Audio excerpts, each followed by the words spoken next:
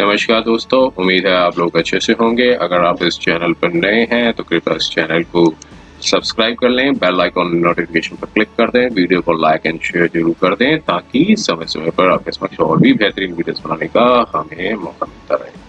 दोस्तों, माननीय supreme court ने आज 17 अप्रैल 2023 को 10 जजमेंट्स हैं वो प्रोनाउंस किए हैं, जो कि जिसमें से 6 है जो कि क्रिमिनल मैटर से रिलेटेड है और 4 जो है सिविल मैटर से रिलेटेड है। तो आइए हम इस पार्ट 1 में कुछ जजमेंट्स हैं उसको डिस्कस करते हैं। तो पहली एक क्रिमिनल अपील नंबर 982 ऑफ 2023 जो कि एक रिपोर्टेबल जजमेंट है और जो कि अराइजेस हुई थी special leave petition criminal number 8.28 of 2016 means special leave petition criminal 2016 में फाइल की गई थी, जो कि appellants versus state of West Bengal and other है। यहाँ पर अपीलेंट को अक्यूज्ड बनाया गया था। कंप्लेंट जो है वो फाइल की गई थी अंडर सेक्शन 16 सब पार्ट 1A सब part 1 read with section 7 of prevention of food adulteration act. यहाँ पर अपीलेंट को कन्विक्शन भी हुआ था 6 मंथ्स की इम्प्रिजनमेंट का जो है वो बताया गया था मेरे स्पेशल मजिस्ट्रेट की कोर्ट ने। फिर आगे अपील भी डाली गई थी सेशन कोर्ट में जो कि डिसमिस कर दी गई थी। फिर उसके ऊपर रिवीजन पिटीशन डाली गई थी, वो भी डिसमिस हो गई थी। अब फाइनली माननीय सुप्रीम कोर्ट में स्पेशल लीव पिटीशन डाल के special leave petition criminal file की गई थी। तो यहाँ पर माननीय सुप्रीम कोर्ट ने पाया कि जो सेक्शन 14 है रूल 12A है और फॉर्म 6A है, अगर इन सबको कोजेंटली देखा जाए तो कोई भी मैन्युफैक्चरर हो या डिस्ट्रीब्यूटर हो या डीलर हो, कोई भी फूड आर्टिकल जो बेचता हो, सेल करता हो वेंडर को, और तो जब तक वो जो है उसमें एक वारंटी दी जानी चाहिए एक writing in the prescribed form.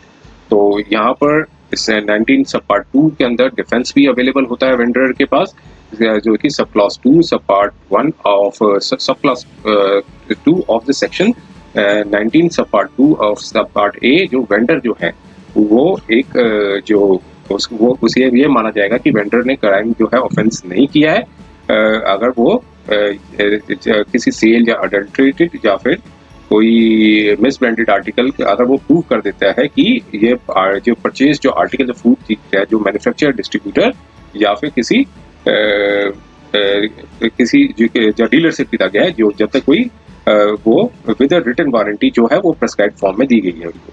तो यहाँ पर ये भी बताया कि जो वेंडर जो है वो किसी एक्ट में या रूल के अंदर डिफाइंड नहीं है, तो इसलिए यहाँ पर कन्विक्शन जो है वो सस्टेनेबल नहीं है और इसलिए जो नीचे की जो कोर्ट्स थी उसके ऑर्डर्स को सेटिस्फाई कर दिया। थोड़ा सा डिटेल में जाते हैं हम इसमें। तो देखिए एक अक्यूज्ड बनाया गया था, कंप्लेंट जो फाइल की गई थी सेक्शन 16 सब पार्ट 1A सब पार्ट ए और section 7 of prevention of food adulteration act. तो यहाँ पर कन्विक्शन हुआ था और रिगरस इम्प्रिजनमेंट थी वो 6 मंथ्स की। सीनियर म्यूनिसिपल मैजिस्ट्रेट है वहाँ पे कैलकाटा में, वहाँ पे उनको जो है वो कन्विक्शन किया गया था। फिर अपील जो फाइल की गई थी कन्विक्शन और सेंटेंस को भी बरकरार रखा एडिशनल डिस्ट्रिक्ट सेशन जज फास्ट ट्रैक कोर्ट में।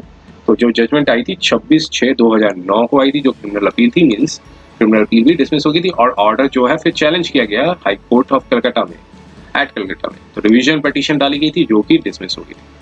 अब यहाँ पर इस जजमेंट को लेके इस माननीय सुप्रीम कोर्ट में आए, तो यहाँ पर ये कंटेंशंस रेज की कि अपीलेंट जो है वो सिर्फ वेंडर है और एक फूड आइटम था जो पान मसाला था, जो एक ब्रांडेड प्रोडक्ट है और वो खरीदा था एक लिमिटेड कंपनी से, जो मैन्युफैक्चर से वो सील्ड पैकेट कंडीशन में खरीदा था और जो कि कस्टमर्स को बेचा जाता है।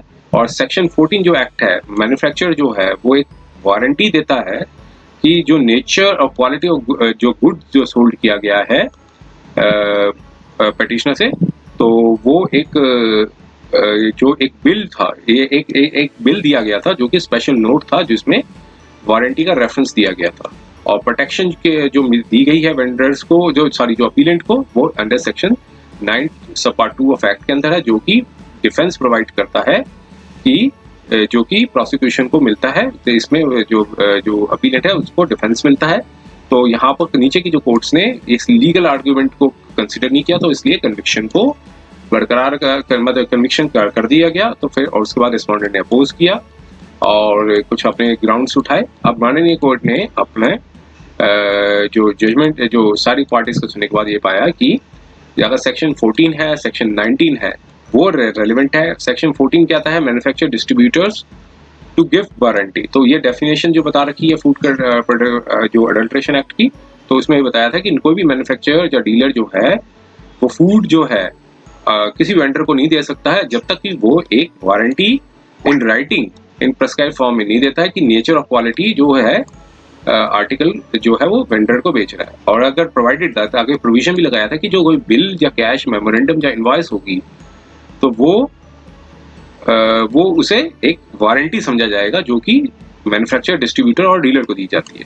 तो इसमें एक्सप्लेनेशन भी बताया गया था। फिर उसके बाद सेक्शन 19 था, वो डिफेंस के बारे में बताया गया कि डिफेंस जो है अलाउड नहीं है प्रोसिक्यूशन को, may not be allowed in prosecution under this act, may और मे नॉट बी अलाउड।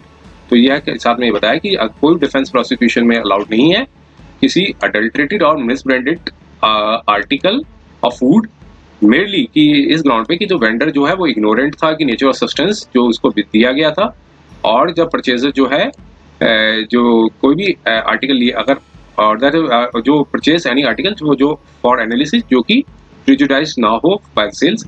और फिर साथ में यहाँ पर बताया था कि वेंडर जो है ये माना जाएगा कि वेंडर ने कोई ऑफेंस नहीं किया है किसी भी सेल ऑफ अडल्ट्रेटेड और मिसब्रांडेड प्रोडक्ट को, फूड को, अगर वो प्रूव कर देता है कि ये जो परचेज किया गया आर्टिकल ऑफ फूड वो अगर नंबर 1 लिखा गया है, पार्ट 1 ये बताता है, ए का सब पार्ट 1 कहता है कि जो लाइसेंस जो है वो एक ड्यूली लाइसेंस्ड जो कि इन केस अगर लाइसेंस जो प्रिस्क्राइब किया गया सेल का वो एक ड्यूली लाइसेंस लिया गया है मैन्युफैक्चरर, डिस्ट्रीब्यूटर और डीलर से। और फिर सब पार्ट बताते हैं कि in other case manufacturer, dealer, distributor और डीलर जो वारंटी जो है वो प्रिस्क्राइब फॉर्म में दी गई है। तो ये सारा एक्ट के बारे में बताया था। अब कोर्ट ने बताया कि जो एक्ट को सेक्शन 14 का एक्ट ये बताता है कि ये बार है मैन्युफैक्चरर, डिस्ट्रीब्यूटर और डीलर को कि कोई भी प्रकार का आर्टिकल वेंडर को बेचने के लिए अनलेस अगर वो वारंटी नहीं देते हैं इन राइटिंग। और जो रूल 12A भी बनाया गया था, prevention of food adulteration rule 1955, जो कि प्रोसीजर देता है वारंटी को। तो उस वारंटी का के बारे में डिफाइन किया गया था सेक्शन रूल 12A को। और प्रोविजन सेक्शन 14 जो बताता है वो एक बताता है कि कोई भी बिल या कैश या मेमो या इनवॉइस होगी उसे ये वारंटी ही समझा जाएगा। कोई भी अगर देता है तो मैन्युफैक्चरर उसको इनवॉइस देता है उससे वारंटी समझा जाएगा। और फॉर्म 6A के बारे में बताया गया जो 12A रूल्स के अंदर बनाया गया था, वो फॉर्म 6A का डिस्क्रिप्शन बताया गया है। फॉर्म 6A का वो किस तरीके का है वो बताया गया है। अब इस कोर्ट ने कहा कि तीनों सेक्शंस को, तीनों पार्ट्स को, सेक्शन 14, रूल 12A और फॉर्म 6A अगर सबको एक कोजेंटली पढ़ा जाए तो ये प्रोवाइड करता है कि कोई भी मैन्युफैक्चरर, डीलर या डिस्ट्रीब्यूटर किसी भी आर्टिकल वेंडर को नहीं दे सकता अनलेस वो कोई वारंटी नहीं देता है in writing in prescribe form, warranty देता है इन प्रिस्क्राइब फॉर्म जो कि regarding nature and quality of the article जो है वो वेंडर को बेच रहा है।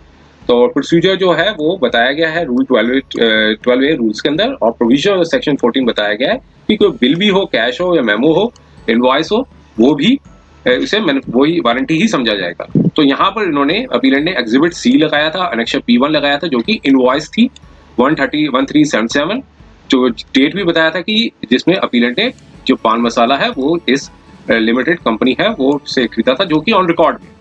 तो वो उन्होंने सर्टिफिकेशन भी दिया था।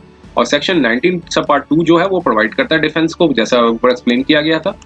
और जहाँ पर वेंडर जो है वो कहीं डिफाइन नहीं किया गया किसी एक्ट में। तो एक जो जजमेंट आई थी मंगलदास राघवाजी रुक्रेल केस, जो रिस्पोंडेंट ने जिस जजमेंट पर रिलाई किया था, तो वहाँ पर ये बताया था कि वेंडर जो है डिफाइंड नहीं है अंडर द एक्ट के अंदर, लेकिन जो उसका मतलब यही होता है कि जो पर्सन जिसने खरीदा है फूड ऑफ आर्टिकल खरीदा है जो कि अलेज्ड टू बी अडल्ट्रेटेड।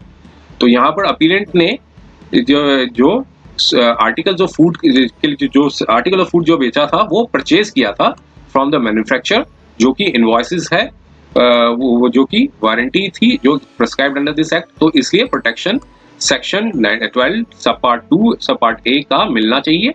तो इसलिए इनको जो है वो कन्विक्शन सस्टेन नहीं हो सकती है। और साथ में सेक्शन 20 ऑफ एक्ट है जो कि बताता है इम्प्लीमेंट ऑफ मैन्युफैक्चरर, डिस्ट्रीब्यूटर और डीलर। तो यहाँ पर कहीं भी पॉइंट नहीं किया गया कि हेयरिंग की क्या किस तरह का एक्शन आपने मैन्युफैक्चरर, डिस्ट्रीब्यूटर या डीलर को लिया। तो यहाँ पे इम्प्लीमेंट भी नहीं किया गया था इसमें। तो यहाँ पर यही बताया कि जो अपील थी उसको अलाउड कर दिया और जजमेंट थी हाई कोर्ट की उसको सेटिसाइड कर दिया, बेल बाउंड थे वो अपीलेंट को, उसको डिस्चार्ज कर दिया। ये थी पहली जजमेंट। आइए हम दूसरी जजमेंट पर चलते हैं।